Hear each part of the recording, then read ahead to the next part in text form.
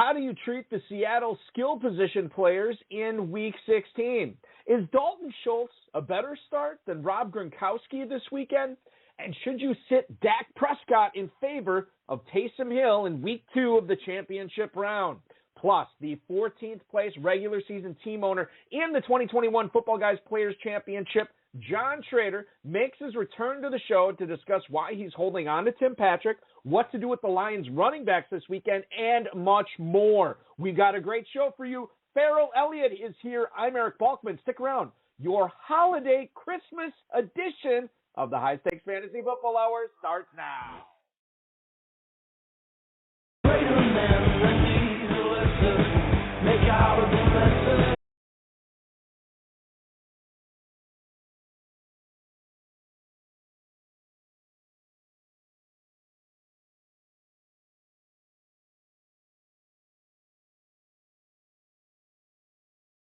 Broadcast live and heard around the world, you are now listening to the most entertaining hour of radio on the planet. Welcome to the High Stakes Fantasy Football Hour, presented by MyFFPC.com, with your hosts Eric Balkman and Farrell Elliott. The High Stakes Fantasy Football Hour is your home for analysis from the best players in the world. And now, because no one else was available, here's Eric Balkman and Farrell Elliott.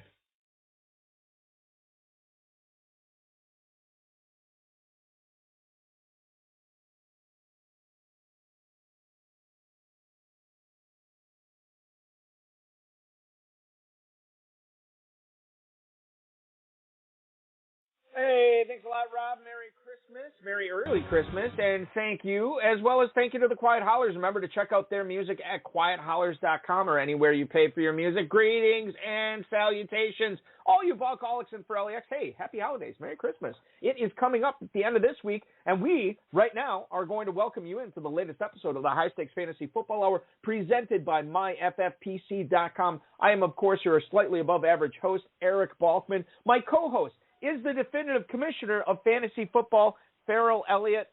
It's weird to do a show on a Wednesday, Farrell, but I obviously didn't want to do it on Christmas Eve, and we didn't want to take anybody away from Thursday Night Football with the Niners and the Titans going tomorrow. So we are taking time away from everybody who's tuning in to watch Hard Knocks. You're going to have to DVR Hard Knocks and watch that great episode about the Colts coming up later. We're so thankful that you're here, and I'm thankful for you, Farrell, for hopping aboard tonight.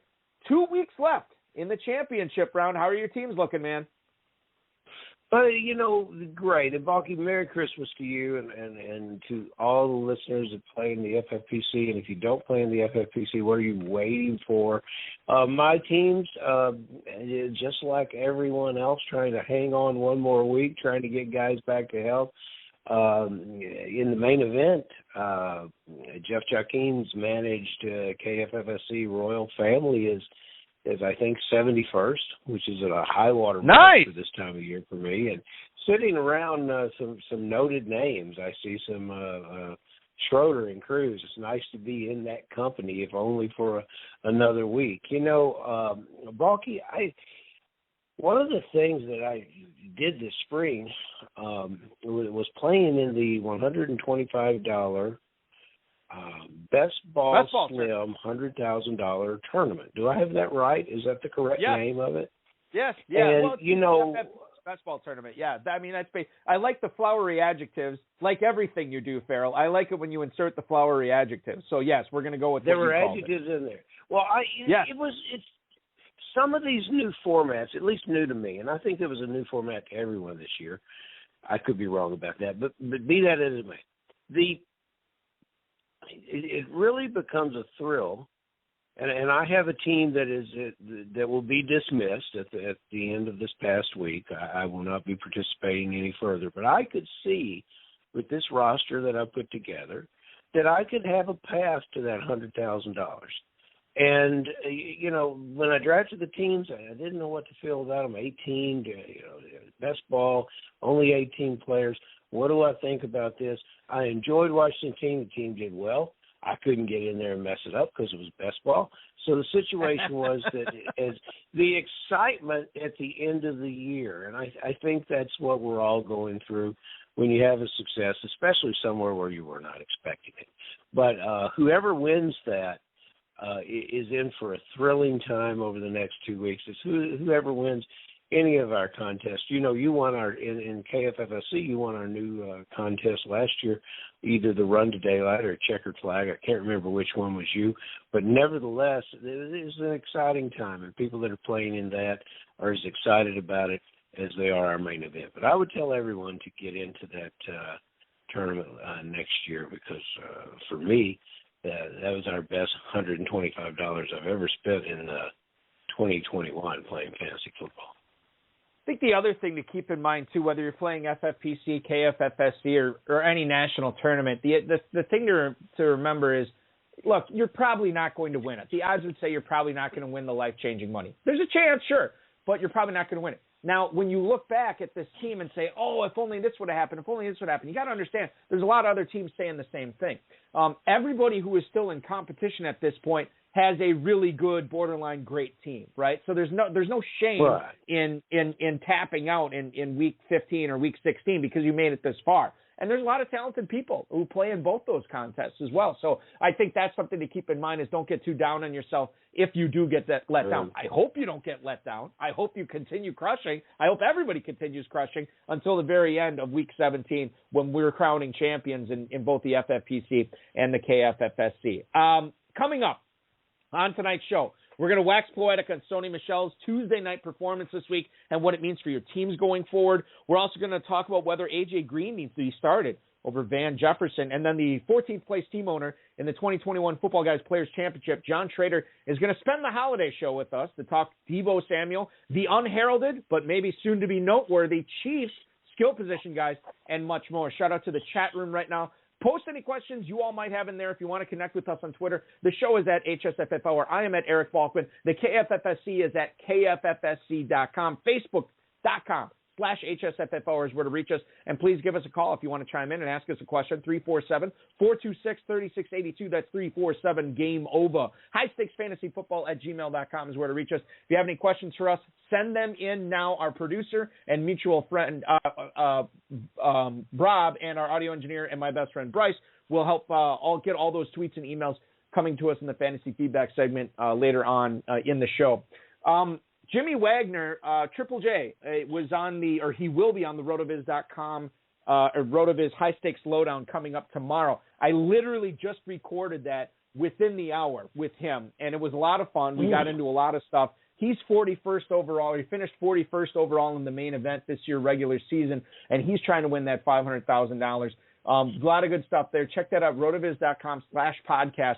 That is coming up in the rotation, in the RotoViz rotation tomorrow. Okay, let's get into it here, Farrell. Ian Rappaport from the NFL Network says that A.J. Brown is likely to play in Week 16 against the Niners. We bring this up because the Niners, as I said at the top of the show, Niners and Titans play tomorrow night, Thursday night. A.J. Brown has not played since Week 11. He had a chest injury, and then he was subsequently placed on IR. Now, during the 3 weeks he's been off, it's been really bad for the Titans as far as the passing game goes. Ryan Tannehill has thrown for fewer than 200 yards every single game he's been out. In fact, in Week 12, he couldn't even crack 100 passing yards. Julio Jones came back.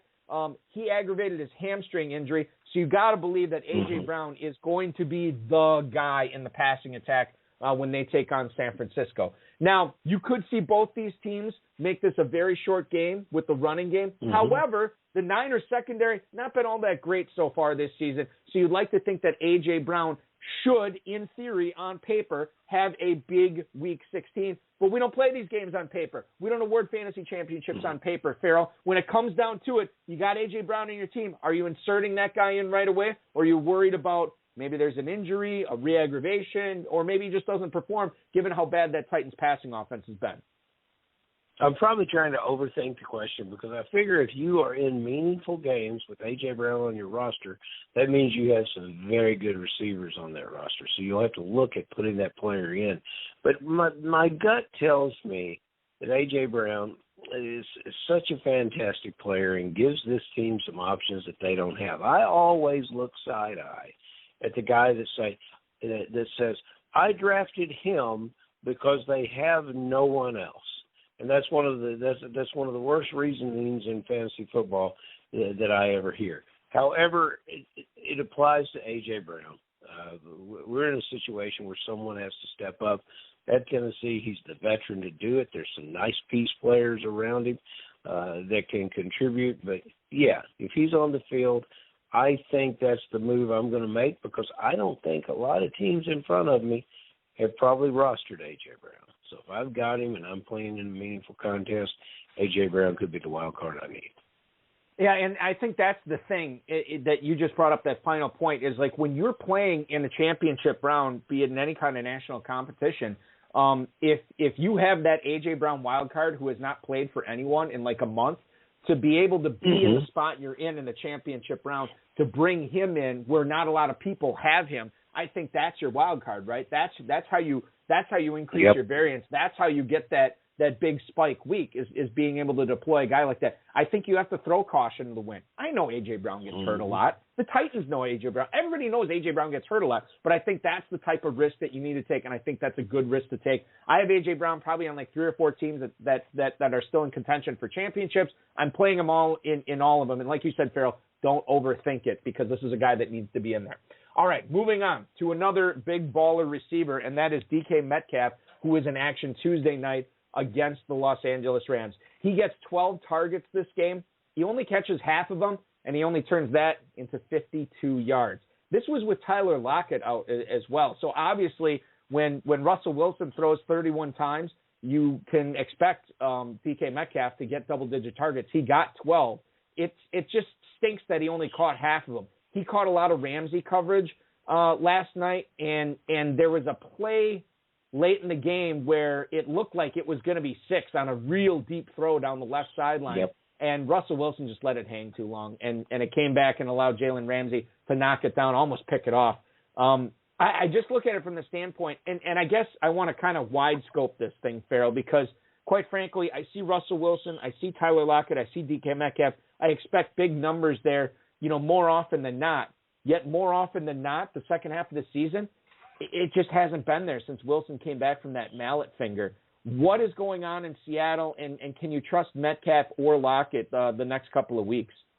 Proverbial squeaky wheel gets the grease, 31 attempts, 12 targets. So Metcalf's obviously going to get the ball, and that's the direction that they want to establish before this forgettable season for the Seahawks is put to bed. So I'm thinking that Metcalf has turned the corner in his productivity. Some of those passes will find a way to him. I think the center of the field against the Chicago Bears, whoever they have in the secondary, I think the center of the field is wide open. So whoever is lining up for Seattle is likely to have some of the better receiving games that possibly can. Also, the offense seems to be struggling to score in Chicago, but to put in any meaningful drives. A lot of 3-and-outs there. And a player like Metcalf, given more snaps in a game like Seattle's likely to have here, it's going to happen this time. You're going to see that long touchdown. You're going to see that athletic play. You're going to see one of the younger defenders get out of position. Metcalf catches the ball, runs again. So Metcalf's a big play this weekend, ball. And I wonder too, and this is more of a conversation that we'll have in the off season, but regardless of if Russell Wilson is back in Seattle next year, I don't think it matters, because I think I'm going to have to give serious pause if I'm on the clock in drafts next year in Kentucky or wherever, and I'm thinking about Metcalf and I'm thinking about Lockett. I'm going to want to remember this time, right? That there are stretches that just it gets bad, and I don't know. Next year's a long way off, but I'm already thinking about this. When have you probably start thinking about next year during the season, right? I've already started next year. We've got a draft on Super Bowl weekend in a room at the casino waiting for listeners to attend. So, yes, we're going to be drafting, which you'll be there, Balky, as I know. I'm crossing my fingers when I say that. But, yes, in talking about next year, I expect a great deal of adjustments. I was thinking about it in our first commentary about A.J. Brown. How far does he drop next year? People just cannot trust him physically. We gave him the pass this year, put him in the late second round. Not next year. And how do people handle their waiver wire money next year? That's a complete different strategy for me, because we had Jeff and Ed, the McCann brothers, great players, and we were talking about Reynolds, the receiver up at Detroit. And we said, "Oh, how terrible it would be if we really would be in a fix if we had to start that player." And he goes out and has a significant game, better than most of the top receivers. Balky, one of my teams that I put to bed this weekend, tried to push 10 points through Claypool, Pittman, and Jamar Chase. And so, I felt really good about filling out that lineup. But so I think what I'm trying to say here, I'll bring it all together and say this. In our current day NFL, I think every week is like a new season. And we have to let biases go, and we have to say, well, this player, in week 5, you can no longer make your decision about, well, this player is this to that team, because he could be something completely different the next week, and you got to keep an open mind about that. Truer words have never been spoken. The off-season coverage on the HSFF Hour is going to be very interesting about which players are going to disappoint again and which players are going to bounce back. I think that's going to be fascinating, especially when you get the drafting season, where these players are going. By the way, the 2022 KFFSC Super Sunday Big Payback held live at 12 noon, high noon Eastern time on February 13th. That is the date of the Professional Football Championship game. That's live at Southern Indiana, right outside of Louisville. 8 spots still remaining in that. So sign up for that. $1,000 is your entry fee, and that will be a lot of fun for sure. Farrell, I want to go ahead and no, I'm not. We're not going to do it. I think we're going to talk to our guest about the Rams running back situation. So let's bring him in right now and talk a little bit with him about that and much more. He's been playing fantasy football for more than 2 decades. High-stakes dynasty leagues for almost 10 years as well. He's won 5 high-stakes league titles in the Terminator, in the FFPC Dynasty, and the Football Guys Players Championship. Finished the 2021 regular season of the Football Guys Players Championship in 14th place overall. He's here to share how he did it and how he's planning on making that plot up to the leaderboard to win that $500,000. Please welcome back onto the program, Mr. John Schroeder. John, thank you so much for spending your Wednesday night with us, and an early Merry Christmas to you, man. Welcome back. Thanks, guys. Happy holidays to you as well. It's interesting because, and this, John, this is the time of year where, I got all these podcasts and radio shows and like my normal jobs, and I'm coming out of my ears with stuff. And I actually, normally what I like to do is I like to have people who've never been on before, I like to have them on the HSFF Hour, and people who've been on the HSFF Hour before, I like to get them on the RotoViz High Stakes Lowdown to kind of go in depth with this. And I meant to invite you on the Lowdown this week. I accidentally invited you back on this show, and you said, "Yeah, let's do it, man. We'll do it." And so now we get to talk fantasy football with you on Wednesday night. So this is awesome. I'm going to lead things off by congratulating you on your regular season finish. You slipped a little bit in the first week of the championship round, but spike weeks, man, this thing changes on a dime. How do you feel about this team right now going into Week 16? Well, you're right about spike weeks, and I unfortunately was spiking the wrong direction in Week 15. I think I heard Farrell talking earlier, combo. So I had Jamar Chase and Chase Claypool as well with Gronk.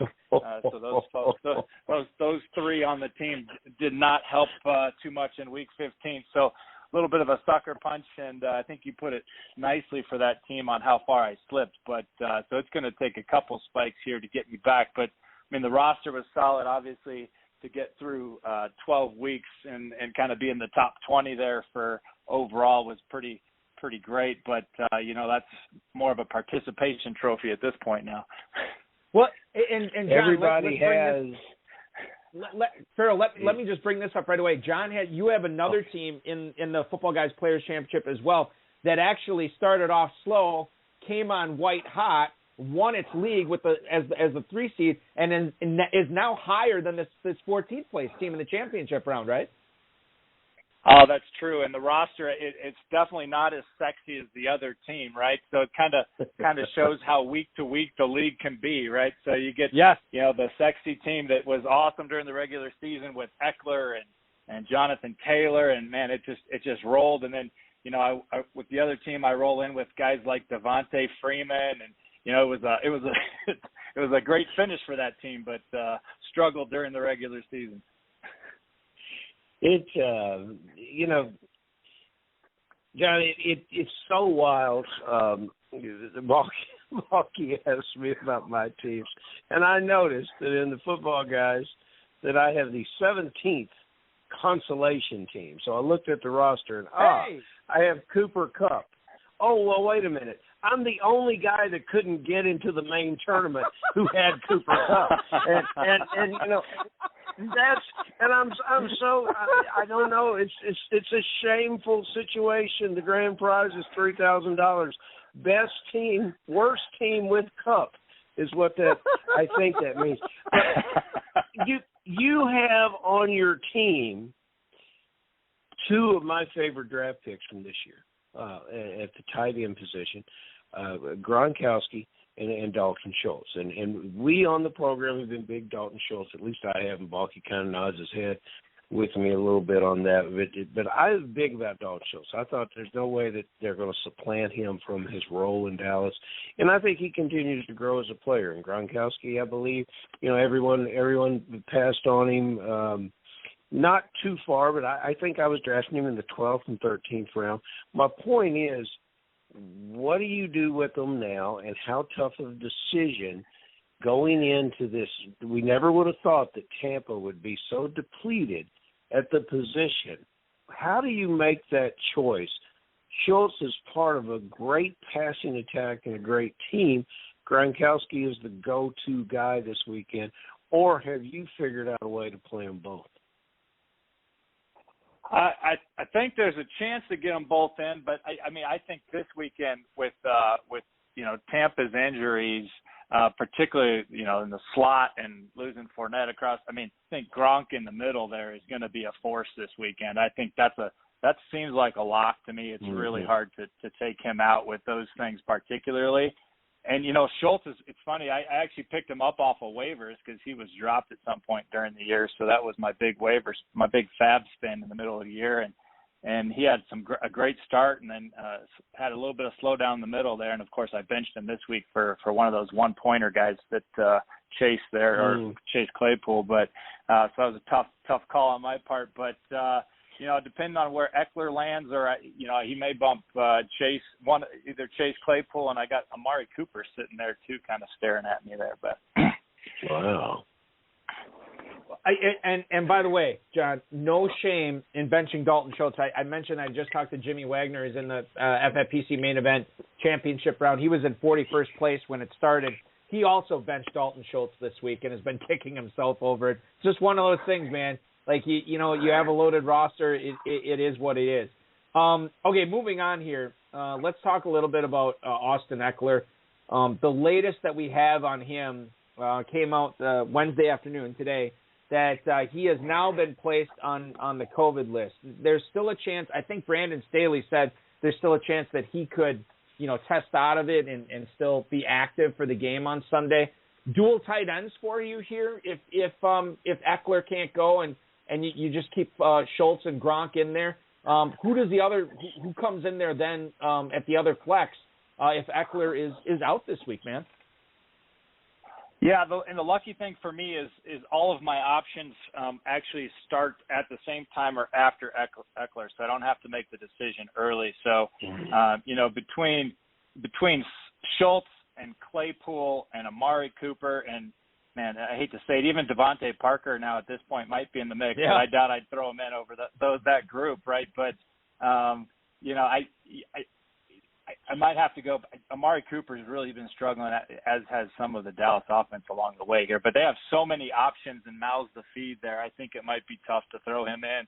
But, so I think Schultz might make it regardless, and then I'm going to be having to flip to either Claypool or Cooper, I think. Two guys that you got among the receiver group that are polar opposites in my review of what I wanted to happen in fantasy football this year, and that is Desean Jackson. Never a player that I've been a huge fan of, and I just when I've used him, he doesn't produce, and when I don't, I occasionally see those long touchdowns, which he's famous for. And Tim Patrick, a player that I thought was overlooked in the draft, and now is a victim of everything that hasn't worked in the passing attack at Denver. And so I look at these guys and I say, you know what? I just couldn't have took it. I would have had to let these guys go and try somebody else. You stood there with them throughout the season. What was your thought process there? Do you like Jackson better than I do, and do you agree with me on Patrick? But one thing I just can't agree with is getting Patrick on the field with what's going on in Denver. Yeah, it's tough to get him on the field now. I'll tell you what, life sometimes, unfortunately, still gets in the way of fantasy football, and I suspect I tried to get Patrick off the roster a few times and, wasn't successful in Fab. But, at some point when you go out there to look who's on waivers, you're swapping one bench guy for another. And so looking at Patrick and what he could fill in for me, he ended up just sticking on the roster. And then D-Jack, I picked him up, I think, early December, and he looked, as soon as he got there after Ruggs was gone for the Raiders, I thought maybe he could be that downfield threat for them, and just hasn't quite materialized. So he's just kind of a dead weight out there on the roster for sure right now.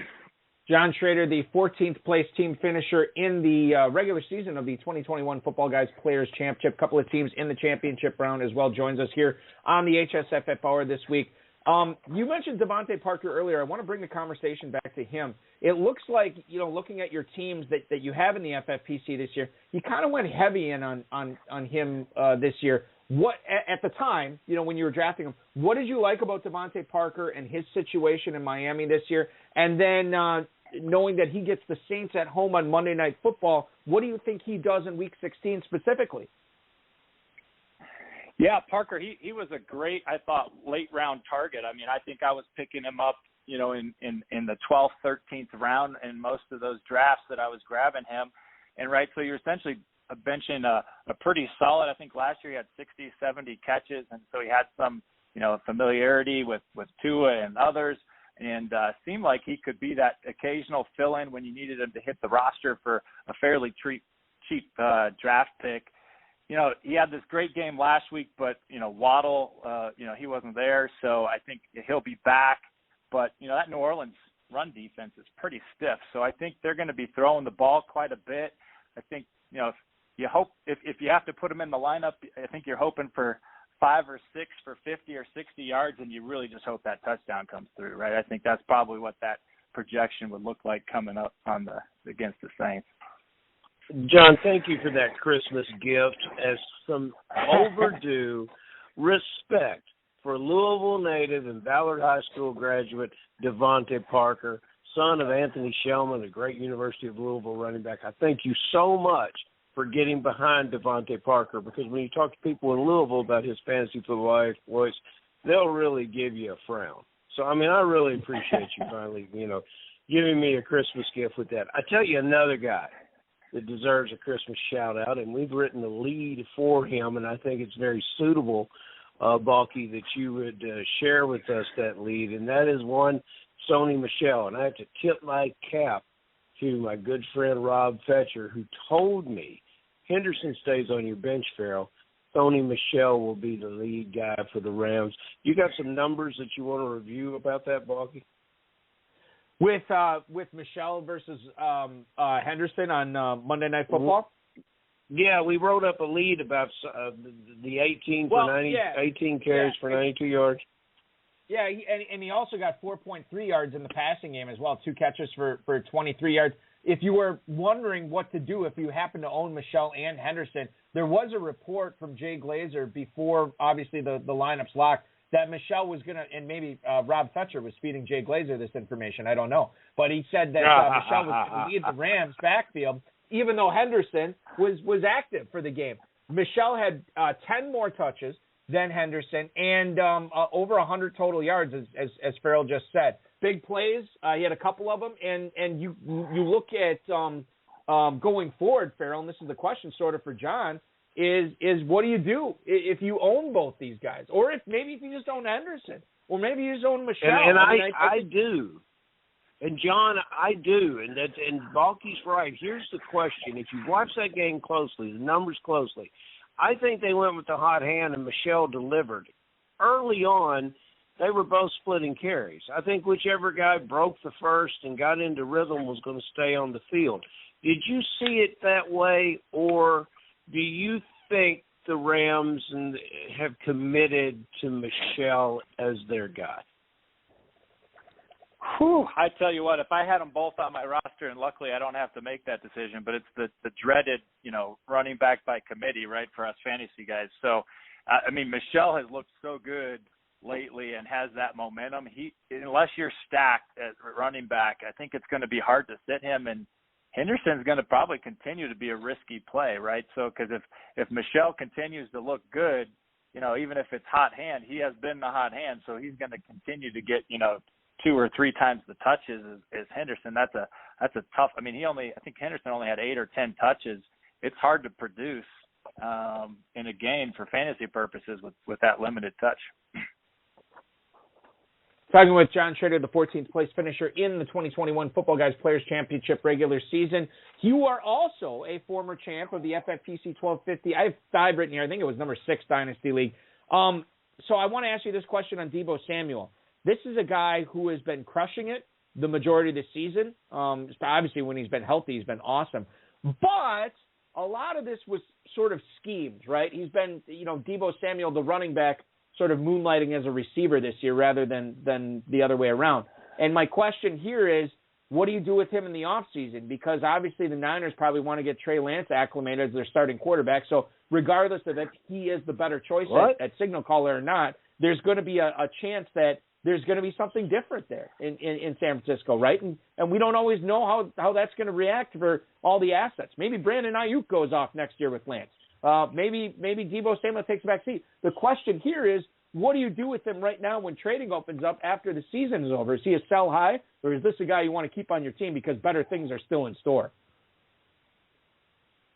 Well, I'll tell you what, his value is so high right now, it would take a lot for me to move him. That dual threat production that he's got going right now, I have a hard time moving guys that, if you look at, I think, I haven't gone out and done a lot of studying, but I suspect a lot of dynasty projections have him top 12, top 15 receiver from a keeper dynasty perspective, and that demands a lot in return. And I don't know how many folks you'll find out there that are willing to deal it for the reasons that you stated, right? So you're probably in this conundrum of saying he's worth a ton right now, but you might not find a lot of takers. But if you did and you could, get some really great depth, particularly if you were hurting in another position, then that's the way to do it, right? Maybe go get a great, if you're hurting at running back, go deal for one of those top running backs and maybe a lesser receiver and see what you can come up with. But he's especially the way that San Francisco likes to run a ball, and they're like a running back carousel back there. And so when those guys are hurt, Deebo's filling in, as I think they might this week again with, I think I saw Elijah Mitchell might be out. So.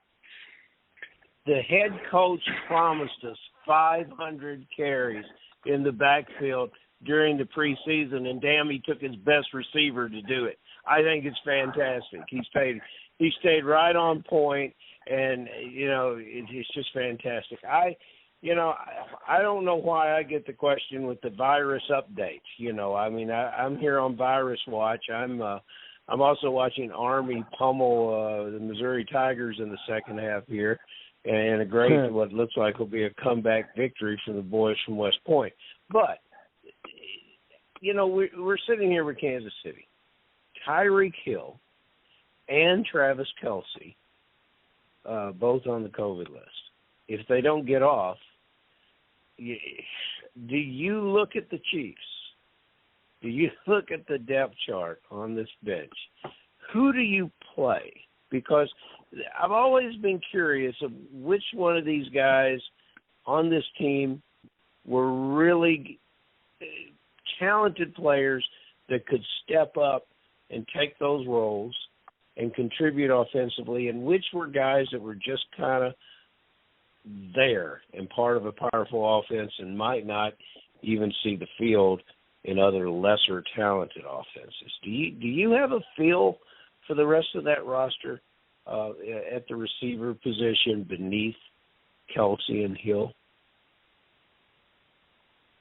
Well, boy, I think your guess is going to be as good as mine this week. I mean, you got, between Pringle and Hardman, I think I got to be honest, I'd probably be looking at the backfield. And in season long, I think I'd have a hard time rolling out either of those receivers or even the backup tight end at this point from filling up the roster. If you were, dabbling in daily, I think those are some great upside plays. But in season long, that's a lot of risk to take on, not knowing where that's going to go.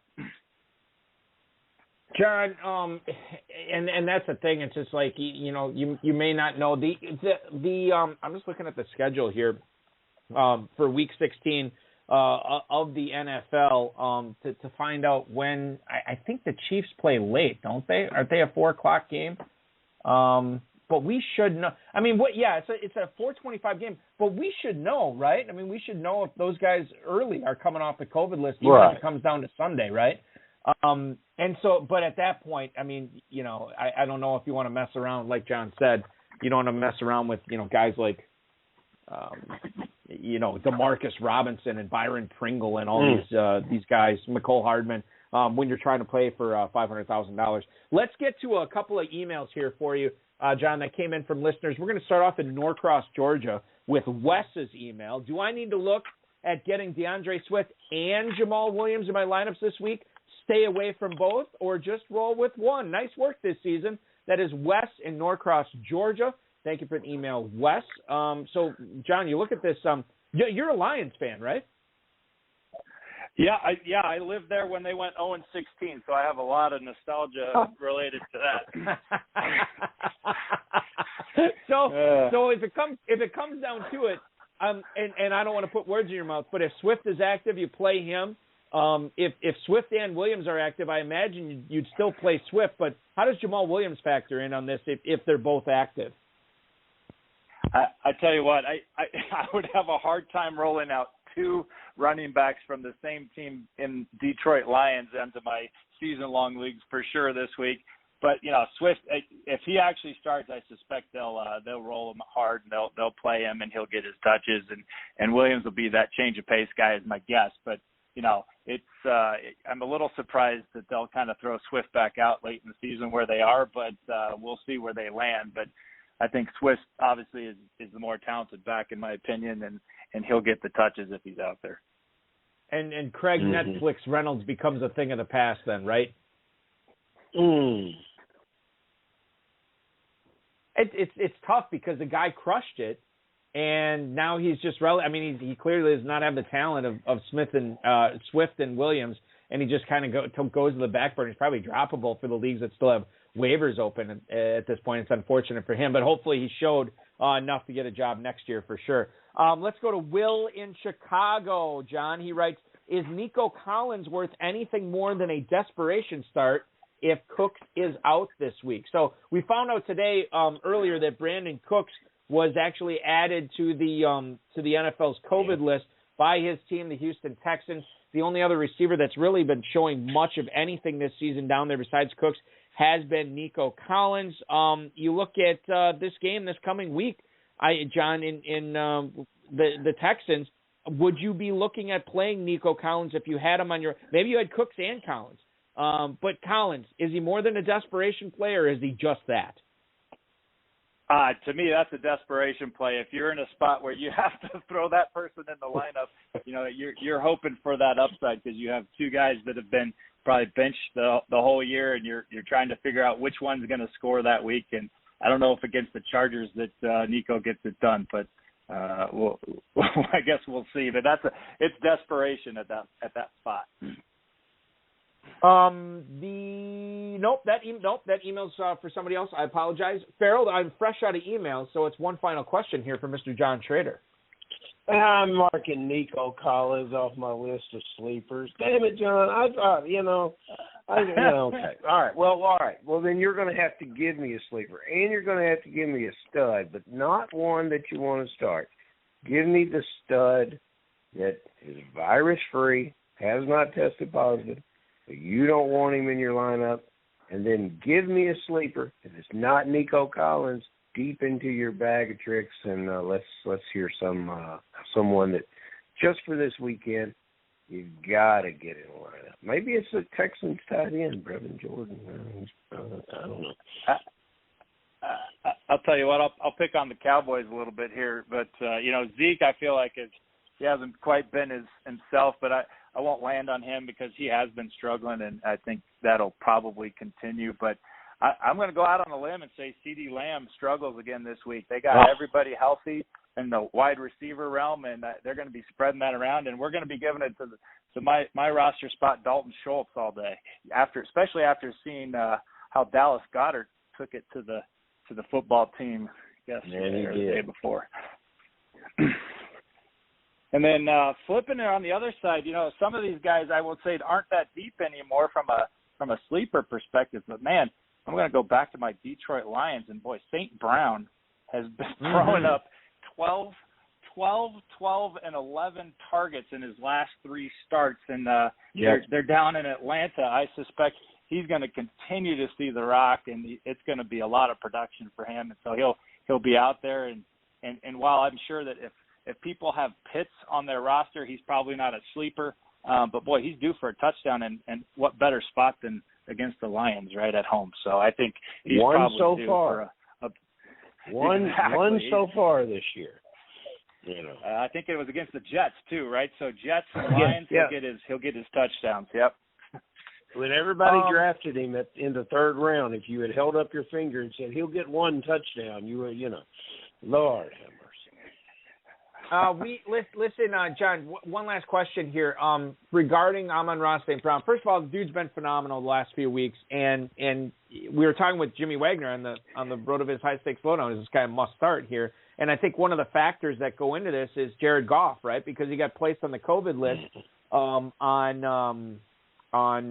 Monday afternoon, and now we don't know. He could still play against Atlanta, but if he doesn't, former Green Bay Packer Tim Boyle will get his 2nd start of the season, and he was not so great in the loss to the Browns earlier, 15-23 for 77 yards and 2 picks. If he is the starting quarterback, does that change your mind about Amon-Ra St. Brown, or is this dude just too hot to sit right now, regardless of his quarterback? That's absolutely a sit for me. I think the rapport is with Goff. It's Goff's target. Yep. It's he finally found that guy, and he's probably thrown more to him in the last than maybe the rest of the team. I haven't looked at his tosses, but that's a Goff St. Brown connection. If Goff's not playing, I think it's hard to roll him out. John Schroeder, the 14th place finisher in the 2021 Football Guys Players Championship. 2 teams in contention in the championship round for that $500,000 grand prize, not to mention your dynasty teams, your best ball teams, everything you got going on with the FFPC. Good luck in Week 16 as well as Week 17, man. Thanks so much for carving out some time during a busy holiday week to share your insight with us and talk shop. We certainly appreciate it. Good luck the rest of the way, dude, and let's do this again soon. Maybe we'll do it on the road of his high-stakes lowdown, which I originally intended for you next time, but I'm sure I'll screw it up again. In any event, John, always a pleasure to talk. Thank you both. Have a great holiday season. We'll talk to you soon. Thank you. Happy holidays to you as well, John. John Schroeder, ladies and gentlemen, the pride of Michigan, or not anymore, but he used to be the pride of Michigan. Did he say he still lived there?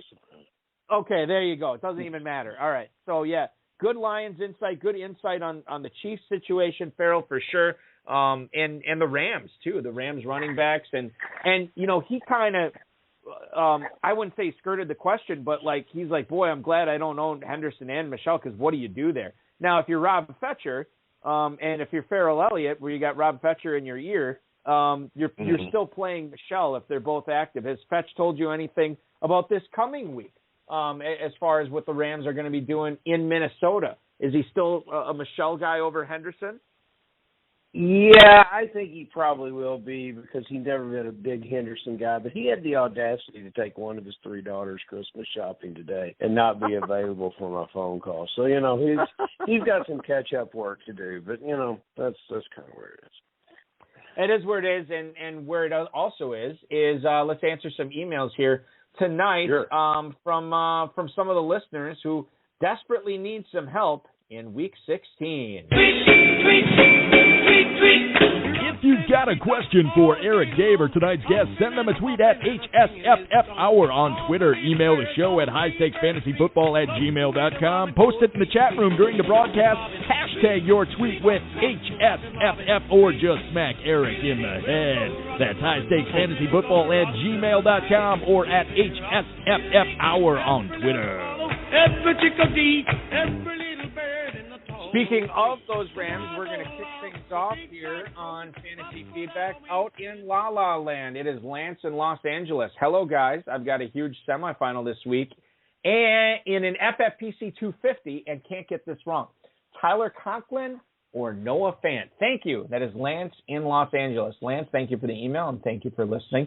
So Noah Fant for the Broncos is going to be on the road in Las Vegas against Farrell's Raiders. Tyler Conklin this week is at home against Lance's Los Angeles Rams. So when it comes down to it, Farrell, if you can only play one of these guys in a premium format, I know it stinks. You'd like to play both. Who's it going to be? Is it going to be Fant or Conklin for you? I like Fant better than I like any Denver Bronco receiver. But even against the defense that he'll be facing, I think I like Conklin as the starter. So I'm going to go with Conklin because I think the team can score more. I think Conklin will be part of that. I think he benefits from all the great things that Jefferson does. And there's just more quarterback talent. So Conklin's my guy in this kind of chase. I think the thing that's throwing me off here, and I think I'm going to side with you. I think Fant has the higher upside, right? But he's playing the Raiders. Yeah. Well, I mean, the thing is that has me hesitating is not necessarily the opponent, but the quarterback. Like we know that Teddy Bridgewater is not playing this week, and you have Drew Lock in there, who could be great, but he's probably not going to be, and he quite frankly could be really terrible. So, and Kirk Cousins has been maybe one of the most underrated quarterbacks all season from a fantasy standpoint, and Tyler Conklin continues to catch targets from him. So I think despite the matchup, I'm probably going to lean with you in this one and go with Conklin. The total on that game, in that Rams-Vikings game, is at 49. You'd like to think that Jalen Ramsey will be taking away Justin Jefferson or doing as much as he can. Thielen, I think I saw, did not practice again today. So they're running out of bodies. And Tyler Conklin's healthy. He's willing and he's able. So I think I'm going to go with you on this one and say Conklin over Fant. Next email is from Dale in Denver. Hey, Balky and Farrell. He carried me throughout the season, but I'm starting to get a little nervous about Dak Prescott. Would you guys recommend I start Taysom Hill on Monday night against the Dolphins instead? That is Dale in Denver. Dale, thank you so much for the email. Thank you even more for listening. The Variants will go up against the Washington football team this week, Farrell. That game is in Dallas, so Prescott is at home. The other option, Taysom Hill, though, Monday Night Football, he's at home against the Dolphins. Now, I'll tell you this. I'll share this real quick story. I thought I was going to be going home in one of my Dynasty semifinals because I had Mike Evans and Taysom Hill going on Sunday Night Football. My saving grace, my opponent had Tom Brady against me in one of the worst pillow fights I've ever seen in fantasy football history. I skirt onto the semifinals because Taysom Hill and the injured Mike Evans led me, quote unquote, to a victory there over the Tom Brady team. So I think he bounces back this week. Taysom Hill against a pretty good underrated Dolphins defense. Is it good enough for me to start him over Dak Prescott? Man, I look at all those weapons there, and I know what we just heard from John Schroeder about what he thinks about CeeDee Lamb. He also talked about Amari Cooper struggling a lot lately. I don't know if I have it in me to start Taysom Hill over Dak Prescott. Farrell, can you convince me otherwise? I'm kind of on the fence on this one, but leaning towards Dak Prescott. And you should lean all the way, fall off the fence, get into the Dak Prescott side of the I'm just never going to be big enough Taysom Hill fan with the variety of ways that the Saints are compromised offensively without some of the star players, without a true target tight end, and with the fact that he is not comfortable in the pocket. It was pointed out by the announcers in a previous game that I watched. That offensive line does a pretty good job for him, but he gives up on the play. He gives up on the play, and he starts moving around and takes off running. He shouldn't do that. And it looks good, especially if you just want to focus on the guy that has the ball. But receivers get frustrated in that situation. They're not, they're out there working to get open. Everything's going as planned, and this guy takes off running the ball. He throws a beautiful ball. Sometimes he drops it right into the bucket, and it's a very impressive-looking thing. But at the end of the day, there's not enough of those kind of plays to justify playing him over a lot of front-line quarterbacks, especially not in front of Dak Prescott. Farrell, given all the money that New Orleans paid or is going to be paying Taysom Hill, is that your pick to be their starting quarterback week 1 of 2022? It's theirs, and I don't think they should. They didn't have to do that, and it's a move that will have to be explained in the future, and it is a move that puts a team into some salary cap issues. Now, if he's successful with the money that he's paid, he's a bargain at quarterback. But I think we've seen his best play. And it's not going to be good enough to win like the New Orleans Saints are used to winning. Moving on here to Albuquerque. Patrick is in Albuquerque, and he writes, I stumbled into an interesting flex situation this week. I lost Fournette, so do I just play Ronald Jones? I also have Devin Singletary, too. Happy holidays to you both. That is Patrick in Albuquerque. Patrick, thank you. The same to you and yours. The situation in Buffalo kind of resolved itself a little bit. Matt Breida not doing much. Zach Moss, another healthy and active. It is the Devin Singletary show there, Farrell. But I don't think, even knowing that, I can't in good conscience play Singletary over Ronald Jones this week. You lose Fournette, and this is the situation facing you, Jones or Singletary. It's Jones, and I'm not going to think too hard about it. I think he's in for a pretty good week. That's the easy choice. That's why you took Ronald Jones in the 9th or 10th round, and you hung on to him all this time. This is your moment. This is your reward for hanging on to him. Ronald Jones came in when Fournette unfortunately had to leave last weekend, and he was a bright spot for this offense that didn't have any bright spots. Your Singletary magic was last weekend. He'll have a solid game. It will just be a solid game. It's against the New England Patriots, and against that defense, there's not a lot of running backs I like. Ronald Jones is your man. Ronald Jones is a guy that has shown that he can catch the ball. I know Bruce Arians was part of the reason that Bruce Arians said the Buccaneers signed Giovanni Bernard was because Fournette and Jones couldn't catch the ball. They're going to get the option. Or he's going to get a lot of options this week to catch the ball. He could have like a 5, 6, maybe even a 7 catch performance, especially if Mike Evans is out this week too. We know there's no Godwin, right? They could be hurting a little bit in the skill position area. They might lean more on Jones than a lot of people would think. So I'm definitely playing Jones over Singletary. All right, final email. Terry in St. Paul. I've been racking my brain about this ever since that Rams-Seahawks game went final. A.J. Green or Van Jefferson in Week 16. Terry in St. Paul, we appreciate you listening. All right, so you look at this, Farrell, the way this breaks down. A.J. Green and his Arizona Cardinals are playing Saturday night at home against those pesky Indianapolis Colts, which I'll be watching Hard Knocks right after the show ends tonight to see what happened there. So he hosts the Colts on Saturday night. Van Jefferson will end up playing the Minnesota Vikings in Minnesota. So Terry would probably have an inside track on what he thinks the Vikings defense is going to do to Van Jefferson. I think this was the week since the Rams signed Odell Beckham, that neither Beckham nor Jefferson scored. They both got in the end zone every single game up until this week. So I look at this, Farrell, I'm not really sure what to think, because normally I would say it's Van Jefferson, right? And we had a question last week, and I said, regarding A.J. Green, and I said, this is a young man's game. I can't really trust a guy like A.J. Green to keep putting up big-time performances like he did 2 weeks ago. And I think I'm kind of leaning that way again, even though Van Jefferson is sort of the number 3 receiver in that offense. Matthew Stafford's looking to him. No DeAndre Hopkins for Kyler Murray, but I still think I'm leaning towards Van Jefferson here over A.J. Green. And this is a great way to ruin your Christmas Day weekend. This is a situation where both these players could turn into a disappointment for you. I think Green's a bigger disappointment than Jefferson, and I know it's tough. He's a third receiver on a team that really wants to run the ball. So, even Skowronek coming off the bench is a big target in the red zone, and some of those slants across the middle that Jefferson was getting early, he's not getting now. This is not as good a decision as you thought it was when you drafted or picked up either player off waivers. I'm a big Jefferson guy. I've stayed with him all year.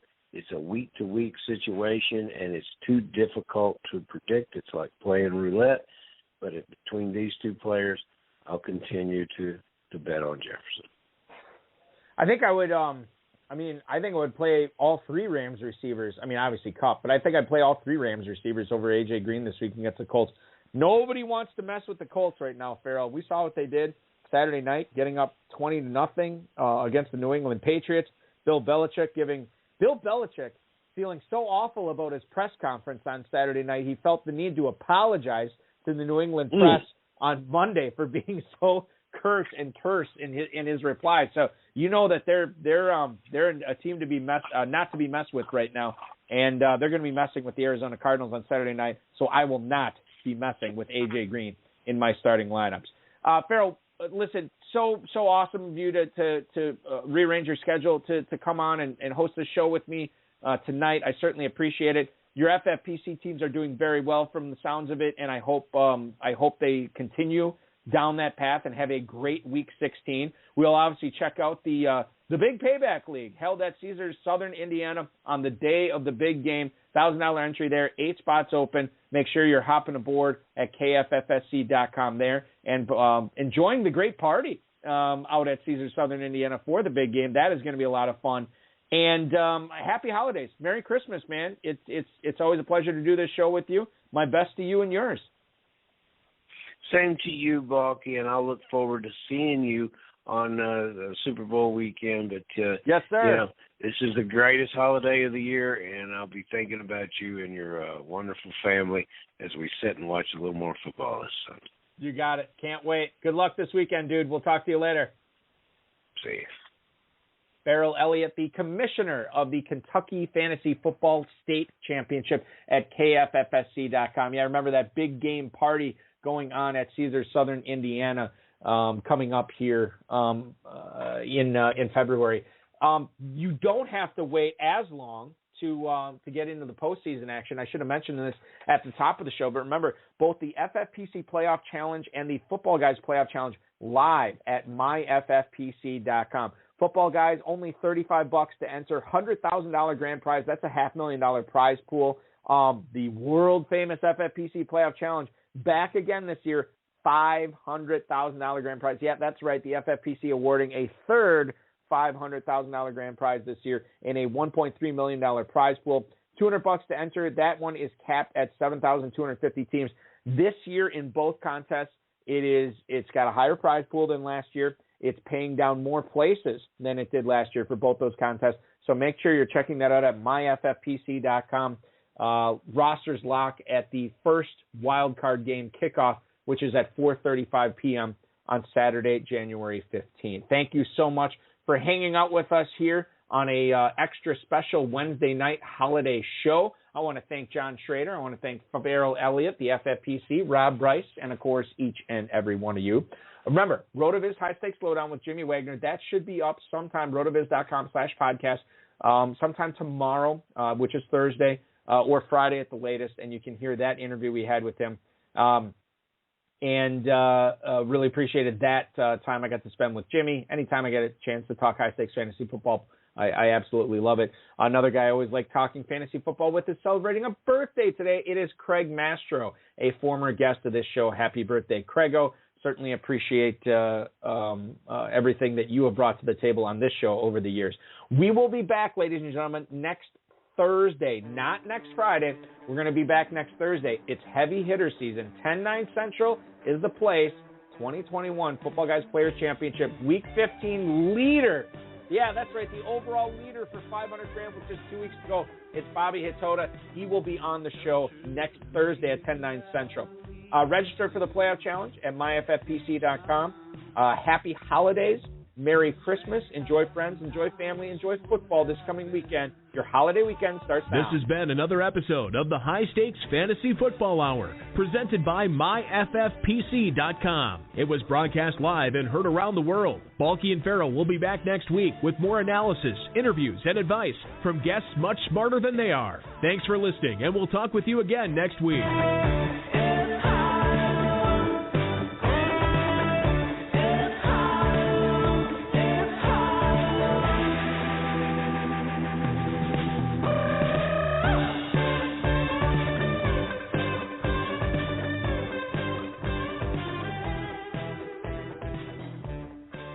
I know we didn't touch on it too much on the show tonight, and that's by design. I mean, I don't want to sit here and talk about coronavirus as much as anybody.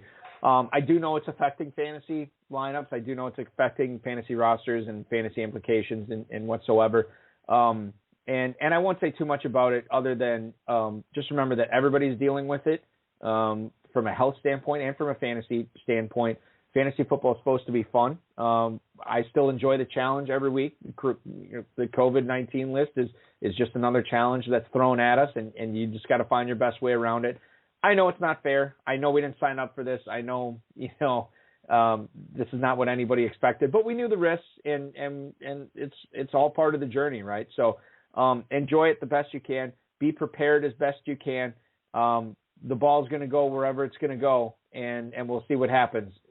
It's a long, what does Joe Bryant from Football Guys say? It's a long, oblong-shaped football that bounces weird direction. It's why we love it, the unpredictability of it, and it's why we play fantasy football. Enjoy your games this weekend. Hopefully the ball bounces your way. We'll talk to you next Thursday at 10-9 Central with Bobby Hitoda, who's leading the Football Guys Players Championship. Merry Christmas, everybody.